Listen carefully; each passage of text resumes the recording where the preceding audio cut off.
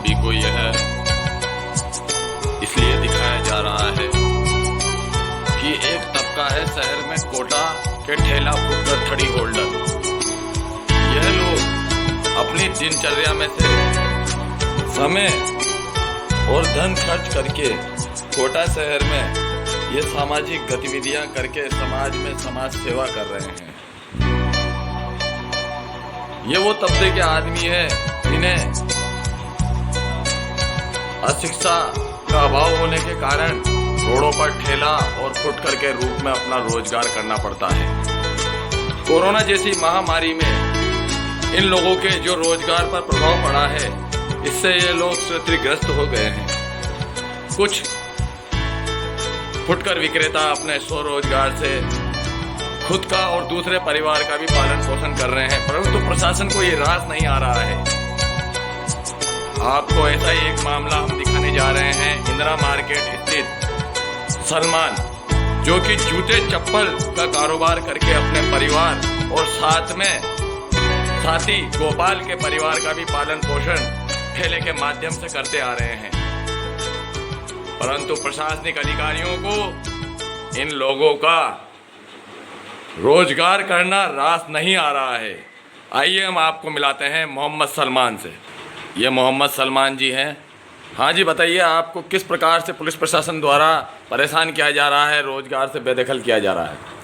ये बोल के बेदखल करा जा रहा है कि जो है हमारा ट्रैफिक जाम होता है और जो है रास्ता बाधी होता है, जबकि रास्ता बाधी जो एक ठेले की वजह से नहीं होता है, तमाम गाड़ियों की वजह से होता है। और कई बार ये हमने पुलिस वालों को दिखाया है। और सीज़न जैसे दिवाली, ईद वगैरह जो भी जितनी भीड़ का काम होता है, जब भी हम आगे होकर जो है ट्रैफिक को जो है कंट्रोल करते हैं, ना कि कोई पुलिस वाला आकर।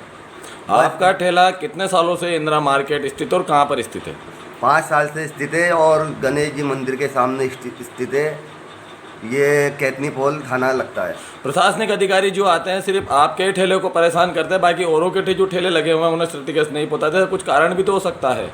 नहीं, वो तो खाली बस ये कहते हैं कि तू जो है हमारे पुलिस के काम में बाधा डाल रहा हो, तेरे पर जो है मतलब कि जो है केस दर्ज करेंगे और तेरा माल जब्त कराएंगे और तू माल भी नहीं छुड़ा पाएगा, तेरे पे केस लगाएंगे हम तो।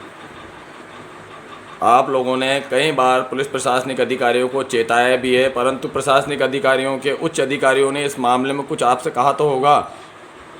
नहीं, ये तो एक बार जो है नीरज गुप्ता जी आए थे, उन्होंने ये कहा कि मैं 18 मेरी पैदाइश इधर की है, मैं 18 साल से इधर से आ रहा जा रहा हूँ, इधर कोई ठेला नहीं लगता था। और जो है उन्होंने मेरा 5,000 रुपये चालान के ऊपर जो साइन करवाया और 18 जोड़ी का माल जो है जब्त करा। उसके बाद उसका चालान काटने के बावजूद उन्होंने आपको रसीद दी होगी और आपका माल वापस करा होगा? कुछ भी नहीं दी रसीद, कुछ भी नहीं दी, ज़बरदस्ती चालान करवाया। उधर जो है उन्होंने मुझे जो है 8-10 पुलिस वालों ने घेर दिया था और एक पतंग मेरे ठेले को घेरा था उन्होंने। और जो है 18 जोड़ी माल का जब्त करा, हाथों हाथ जाके फटाफट उठाया। मैं बोल रहा हूँ कि भाई साहब आप जो है धीरज से कर लो, क्यों भागा दौड़ी करो? मैं भाग थोड़ी रहा हूँ कि तू तो चुपचाप जाके पीछे खड़ा हो जा। ये देखिए, पुलिस प्रशासन यदि ऐसा रवैया अपनाएगा तो ये जो स्वरोजगार कर रहे हैं, ये अपने परिवार का पालन पोषण किस प्रकार से करेंगे? कोरोना महामारी के चलते मोहम्मद सलमान ने नगर निगम के आदेश अनुसार समिति के साथ कंधे से कंधा मिलाकर पूरे कोटा शहर को सैनिटाइज किया था।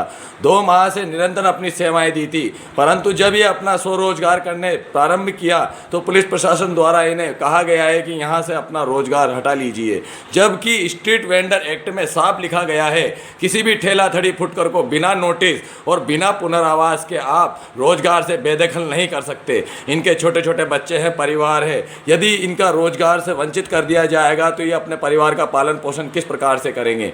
आज इनसे जानेंगे कि इनके परिवार की क्या कंडीशन है, ये अपने परिवार का पालन पोषण किस प्रकार से कर रहे हैं और साथ में अपने साथी गोपाल के परिवार पे क्या आर्थिक संकट आ खड़ा हुआ है। अभी जहाँ तक का देखा जाए, जब से लॉकडाउन हुआ, जब से सिर्फ कर्जा ले लेके काम चला रहे हैं, क्योंकि दुकान लगाने दे ही नहीं रहे हैं। जब हमने जो है लॉकडाउन ख़त्म हुआ था, उसके लॉकडाउन ख़त्म होते ही हमने दुकान नहीं लगाई थी कि भीड़ भाड़ होती है, इस वजह से हमने महीने भर बाद दुकान लगाई थी। जिस दिन एक ही दिन दुकान लगाई थी, जिसके अंदर इन्होंने जो है पहले तो आप बोल के चले गए, फिर बाद में दोबारा हमने लगाई तो दोबारा आए, गाली गुप्तारी करी गई, जूत पड़ेंगे तेरे को अगर तूने इधर दुकान लगा ली, तेरे पर जो है। हमने सुना है पुलिस प्रशासन ने आपको ठेलों के चक्कर में कई बार मारा भी है। कई बार मारा है। डोलाराम जी जो हैं हाथ उठाते हैं छूटते ही। अब किससे बोलो और क्या बोलें?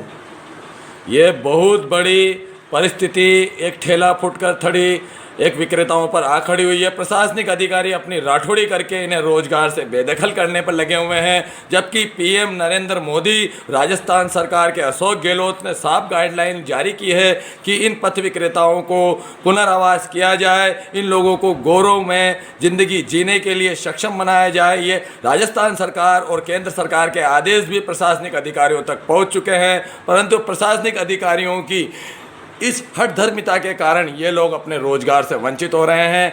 अब ये लोग 18 अगस्त को पुलिस अधीक्षक महोदय और नगर निगम और यूआईटी के समक्ष अपना आवेदन प्रस्तुत करके पथ विक्रेता मोहम्मद सलमान के न्याय के लिए समिति के साथ संघर्ष करेंगे। नमस्ते, जिला अध्यक्ष नितिन कुमार सैनी।